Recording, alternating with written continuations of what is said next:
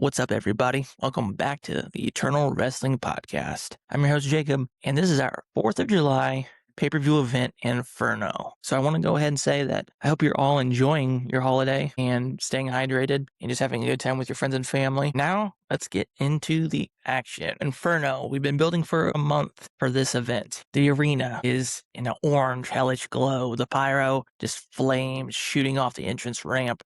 The crowd, they're excited. They're on their feet. And the commentary team, they're voicing, tension that sets the stage here that tonight we aren't just wrestling, we are witnessing a descent into madness. The Inferno is lit and the stakes are soul crushing. There is nowhere left to hide. So tonight we will be seeing a dog collar match between Macho Man Randy Savage and Adam Copeland. We will also see the Undertaker in a one-on-one match against the Scottish Warrior, Drew McIntyre. We will see a coffin match between RVD and Darby Allin. The world title is on the line as Finn Bálor defends against the prize fighter, Kevin Owens. And in our main event, an Inferno match between the Fiend, Bray Wyatt, and Cactus Jack. Before our opening contest, the dog collar match here, we see a little video package, and we see that the story leading up to this event between Macho Man and Adam Copeland. Towards the start of our series, we had a tournament to crown our first world champion. And in this tournament, the NWO, consisting of Hollywood Hogan, Bronson Reed, and Braun Strowman, tried to take out Adam Copeland before his qualifying match between Macho Man. And Macho Man was able to try to get Adam to maybe step down from this match as he was pretty beat up, but Copeland persevered and beat Macho. But since then, Hogan became our first world champion in this series, and Copeland and Macho teamed up and tried to take down the NWO, but of course things really didn't go as planned as they had hoped. And after some wins, some losses, but failing to capture the tag team titles, Macho Man started to slip into the madness, and he started just being rude and demeaning towards Copeland, and even getting involved in some Copeland's matches, till eventually Macho Man, he tried to choke out Copeland with a chain, and even interrupted a sit-down interview between Copeland and one of the female interviewers backstage. Copeland has been the calm-headed one during this, but he's tired of it. He's had his career taken from him once before because of his neck problems, and now he decides that maybe it's best to put my friend down. Hence the dog collar match between these two men. Adam Copeland, the rated R superstar. You think you know me. He makes his way out. There's smoke shooting up from the stage, and the crowd, they're excited. Then out comes Macho Man Randy Savage. Yeah. He's wearing his black and white madness attire. He's carrying that chain that has the dog collars on each end of it. Once in the ring, the ref, he looks at the chain, making sure that it's, not going to snap or anything. He assesses the dog collars. He puts one on Copeland and the other on Macho Man Randy Savage. And he sounds for the bell. And this grudge match here, it's born of betrayal. The betrayal of Macho Man on Copeland, who looked at Macho as not only somewhat of a mentor, but as a brother in arms. And with the sound of the bell, the chain goes taut. And Macho Man, he's a whirlwind of unhinged aggression, hence madness. He's yanking the chain. He's trying to jerk Copeland off of his feet. And Copeland, he tries to use his height to keep the distance. But Macho, he's just acting desperate, truly like a wild animal here. And he wraps the chain around his fist, and he's determined to use it as a weapon. And he's going after Copeland. Eventually, we kind of get towards the middle of the match here. And Savage, he starts to target Copeland's neck. And that cruel callback to Macho calling Copeland a noose around his neck. He drags Copeland into the ring post, and the chain causes a sickening thud here as it traps Copeland's head against the steel. And Copeland, he eventually is able to get some space by driving his shoulder into the ribs of Savage here. Savage, very, very manic, unhinged. He sets up a table on the outside of the ring after he body slams Copeland on the outside. And Copeland, he rolls back in the ring. He's trying to get some distance here. And as Randy's climbing up to get back into the ring, Copeland sees his shot. He gets up, runs, charges with all of his might, and spears Macho off the ring apron, smashing down into the table on the outside. Wood shrapnel shoots everywhere. Both men are left gasping in this wreckage. Eventually, both men, they're both fighting on the outside a bit. We see some weapons, some chairs, and eventually both men are busted open here. Just blood pouring down. After some chaos on the outside, they're both back in the ring. Copeland, he tries to wind up for a big lariat, but Savage ducks here. And the chain swinging, and he cracks Copeland across the head with the chain, putting Copeland down. Savage, he goes to climb to the top rope. He's beaten down here. He signals, he throws his fingers up in the air, jumps, hits the flying elbow drop, but he doesn't go for a pin because he's not done. He's going to show Copeland that he doesn't need him, that he is just a noose around him. So after the elbow drop, Copeland rolls to the apron, and then he tries to pull himself up with the ropes, and they start striking back and forth, fighting until Randy Savage hits a low blow kick to Copeland, and Copeland, he's of course holding himself, gasping, and Savage, he wraps the chain quickly around Copeland's throat, kicking his legs out from underneath of him, and Copeland, he's grasping. He's grasping, and he's swinging back and forth. He can't get his feet underneath him to stop this. And eventually Copeland's face goes into that terrifying, almost purple, red color, and his body goes limp. Savage drags his unconscious body back into the center of the ring. He pauses for a moment, looking around at the crowd, looking down at his beaten former friend, and he decides one more. He climbs back up to the top rope, jumps off, hits another flying elbow drop onto the limp body of Adam Copeland. He puts his foot on the chest of Copeland, and he flexes. The ref counts 1, 2, 3. And our winner, Macho Man Randy Savage. In our next match here, we see The Undertaker taking on Drew McIntyre. And The Undertaker, with his stablemates, the House of Darkness, Brody King and Aleister Black, they've kind of been hunting Drew here these past couple weeks, as Taker has sent some cryptic promos to Drew, and even had Aleister Black and Brody King attack Drew. And he was dropped on his head from a gonzo bomb from Brody King, and his neck is just messed up. And we even saw Druids attacking Drew McIntyre at one point in the past weeks. So the Scottish Warrior, he comes out first. He makes his entrance. He's got his big claymore sword. He lifts it up. He shoves it down into the entrance stage. We see some pyro popping off, and he makes his way down. He's wearing his kilt here. Next up, we see The Undertaker. The arena gets cold. It gets black, and Undertaker makes his way out. He's wearing this long leather studded robe.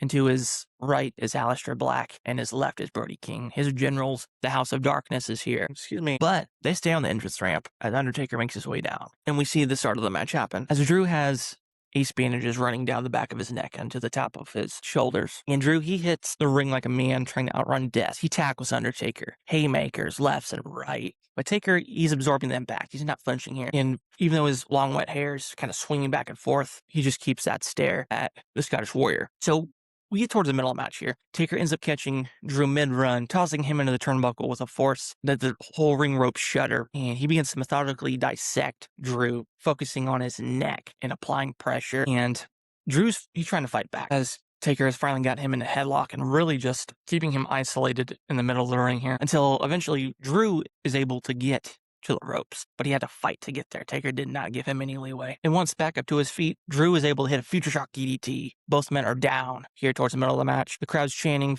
some for Taker, some for Drew, and Drew, he hits a kip up, but when he turns around, Taker's already sitting up, staring down at him. And it takes Drew back a minute here. He hits a desperate claymore onto Undertaker as he was sitting up. Goes for the cover.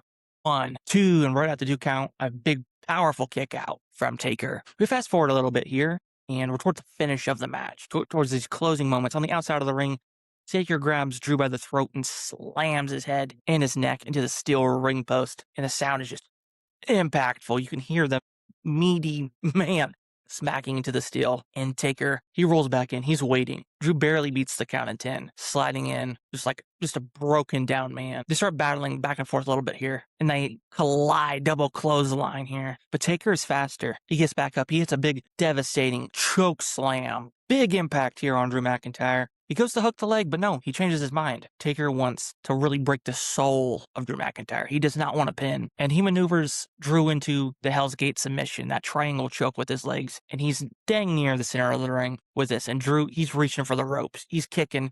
He's scraping at the mat. He's trying to alligator roll almost to get out of it, but Taker rolls him into the center of the ring, cinching down around the neck and the head of the Scottish Warrior. Drew's fighting. He's fighting here, and it looks like he goes limp. The ref goes over it, lifts his arm. It falls once. His arm lifts it up. It falls twice. Lifts his arm up one more time. There's some life left. There is some life left in the Scottish Warrior. He's not going to tap. He's not going to tap. And Taker has him. He's not getting out of it. So Drew, he's throwing some punches towards the ribs of the Undertaker, trying to get out. But his strength is failing him, and eventually he passes out, and blood starts to pool down the mouth of the Scottish Warrior. And the Undertaker, the dead man, wins by submission. So after the bell is sounded, the lights go dark again. Undertaker, he rolls his eyes into the back of his head. He holds up his hands, how he does, and out comes Brody King and Aleister Black. And Brody King, picks up the lifeless body of Drew McIntyre and carries him back up the ring ramp. Next up is our coffin match, Rob Van Dam against Darby Allin. So RVD, he's not had a lot of luck here. He had a run-in with the Undertaker a few months back. It did not go his way, and he's kind of just had a very poor attitude, and he just decided to take out his aggressions on Darby Allin, calling him nothing more than a ragdoll, adrenaline junkie, and someone who's just looking to end their life early. And Darby Allin, even though he has lost RVD and beat him previously, RVD isn't going to let Rob Van Dam tell him who he needs to be, or that Rob wants to continuously bury Darby. So this is the final match in their rivalry. The first one out is Rob Van Dam, the whole effing show. One of a kind. You know, he's throwing his thumbs up. He makes his way out to the ring, and then out comes Darby Allin. He's got that spotlight down on him. He's got half of his face painted, of course, and he slowly makes that walk to ring, and the action is underway. This is very reckless, very fast, bone-breaking kind of action here. Towards the start of the match, RVD, he comes out, stiff kicks. But Darby is a blur here almost. He ducks a spinning heel kick after taking a few, and he sends RVD flying into a guardrail as they spill towards the outside. Most of this match is not even taking place in the ring, and we get towards the middle of the match here. They're fighting on the apron. RVD hits a rolling thunder on the edge of the coffin. Darby, he sells the back injury here, and he counters RVD's attempt to roll him inside the coffin because he hits a code red onto the exposed concrete floor as the padding has been ripped up. The referee checks on them both, but Darby, he's dragging a steel chair over, and he sits RVD up in that chair. He makes that ascension to the top, and hits a big missile drop kick, smashing RVD over the chair, and RVD just tumbles and rolls here. RVD appears almost motionless, and that he's barely moving. Darby, he picks him up, and he goes to roll him in the coffin and shut the lid. But no, there's some fight left from the hardcore icon, and he's punching and he's kicking, and he gets out of the coffin before Darby can close it. And he just smacking Darby's head off the apron, and he hits a Hurricane Rana, knocking Darby onto the floor. Both men are really beat up here. So RVD, he goes to grab a table. The crowd's cheering, tables, tables, tables. And then he shakes his head and slides it back underneath the ring, not giving the fans what they want. And he turns around, and Darby hits a DDT to RVD. RVD is laying there. He's not looking too well. So Darby, he rolls RVD back into the coffin once more. There's some struggle.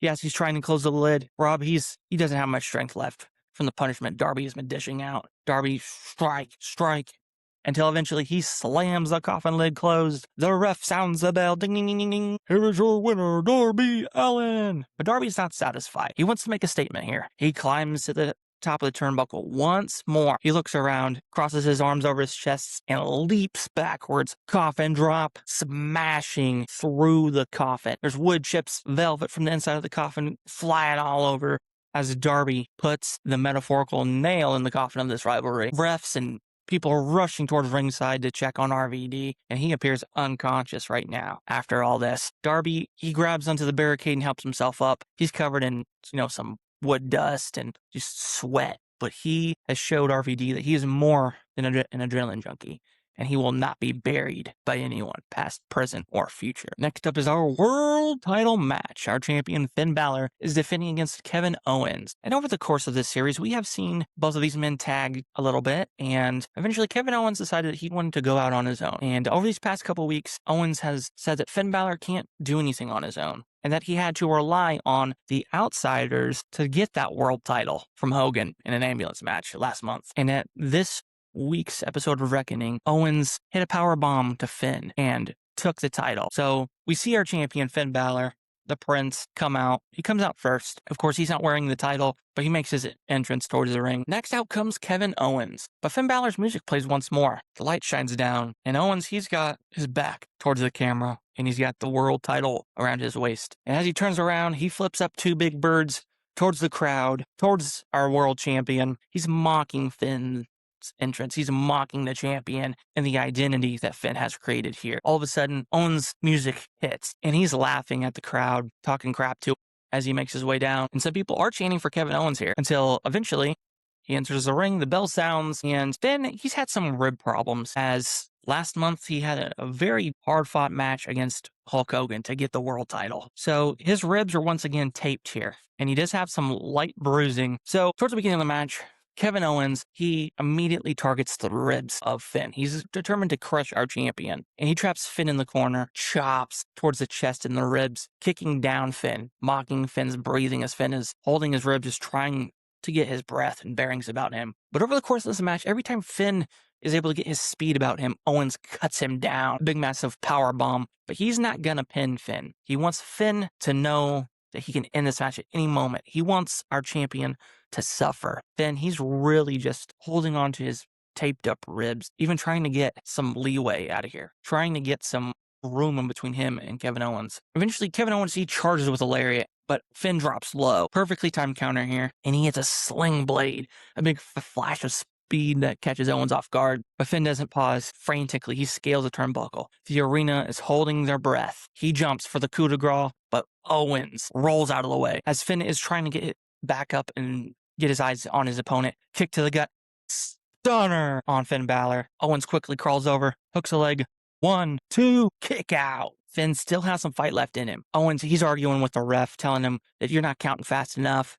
You're not. As Owens turns back around, Finn, kick to the gut, gets him up in a 1916 suplex, putting him down once more. Both men lay there in the center of the ring. The tension starts to build a bit. Some Finns are chanting for Owens, some are chanting for Bálor, until eventually both men get up. And Owens, he extends his hand out like he has previously to Finn Bálor. Finn looks to his left, he looks to his right, kick to the gut, and he hits a stunner of his own on Kevin Owens, pretty much stating that he's not going to play those stupid games. Finn once more climbs to the top turnbuckle. The crowd is on their feet. Some are gasping. He jumps coup de grace to the chest of Owens. He hooks a leg. 1, 2, 3, and Finn Bálor retains the title here as he is handed the title once more that was stolen from him, and he survived this match. And hopefully he can have his ribs survive as well. Next up is our main event of this episode, the Inferno match between the Fiend Bray Wyatt and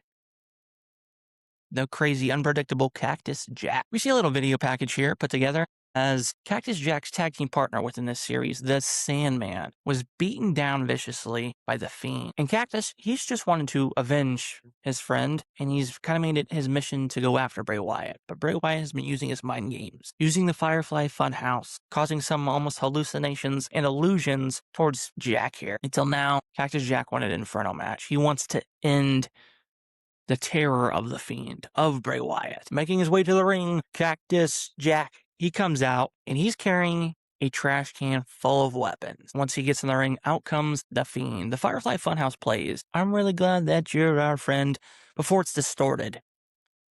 And then the hurt and heal, the lights become dark and red, and the Fiend makes his way out towards the ring. He's got that severed lantern head of Bray Wyatt as he makes that eerie walk down. People have their lights on, the Fireflies, as he calls them, as he makes his way down towards the ring. But he doesn't take his jacket off. The Fiend doesn't. Once both men are in the ring, the fire starts shooting up around the ring, not engulfing it, just little bursts of flame. The bell sounds, and Cactus, he immediately grabs a baseball bat out of the trash can, and he's just taking wild shots at the Fiend. And the Fiend's laughing behind his mask. And Cactus, he hits a sweet shin music, targeting the shin of the Fiend. And as the Fiend grasps at his leg, he hits a pile driver on the Fiend. And he's kind of grounded pounding the Fiend here a bit. Very erratic. He's angry. He wants to avenge his friend until both men lock on a mandible claw. And then they start punching each other back and forth with their free hands. A lot of just trying to see who can leverage the other person until eventually Cactus, he's able to break out. And he goes once more towards the trash can and he brings out a barbed wire 2x4. And he's just cracking it against the Fiend, getting him into the corner, trying to use that barbed wire to push it up against the masked face of Bray Wyatt, the Fiend. The Fiend, he strikes back and he hits a big running crossbody, knocking down the hardcore legend here, until eventually he pours out all the weapons, the Fiend does, and he starts kicking them out of the ring as the fire continuously shoots up. And as the Fiend turns back to get his hands on Cactus Jack hits a DDT on the Fiend, just kind of laying him out there. He grabs the trash can and he ascends to the top rope. He slides the trash can down over himself and makes a desperate leap, but the Fiend has this calculated and he rolls out of the way as the trash can smashes down around Cactus Jack here. The Fiend actually, he grabs Cactus, who's engulfed, in the trash can and kind of leans him over the ropes a little bit.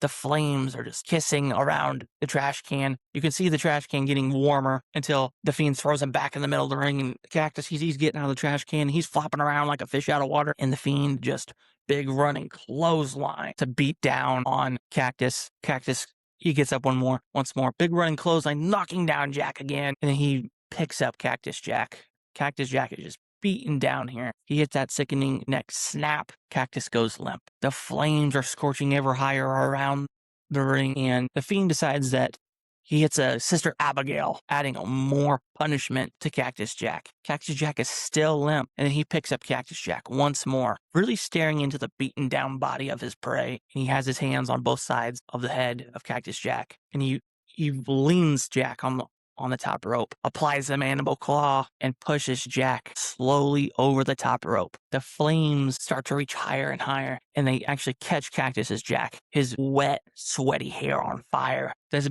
smell of burnt and singed hair start to fill the arena, and the crowd looks in distress, genuinely. They look afraid for the safety of Cactus Jack, until eventually the Fiend throws over the lifeless body of Jack over through the flames and onto the floor. The paramedics rush out with fire extinguishers and they're spraying down Cactus Jack. The flames are shut off around the ring and the Fiend he just stands there admiring the carnage that he has caused.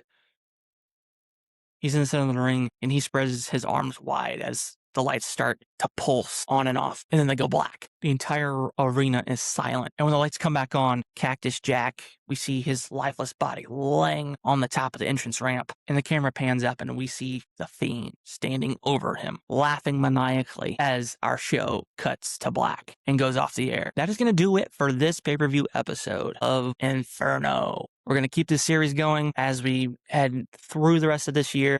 And I hope you guys are really enjoying this. I am very much enjoying coming up with these rivalries and situations to put these wrestlers in, past, present, future. And I hope you guys enjoy your holiday and just make some good, smart decisions. And I'll catch you guys Tuesday for our next episode of Reckoning.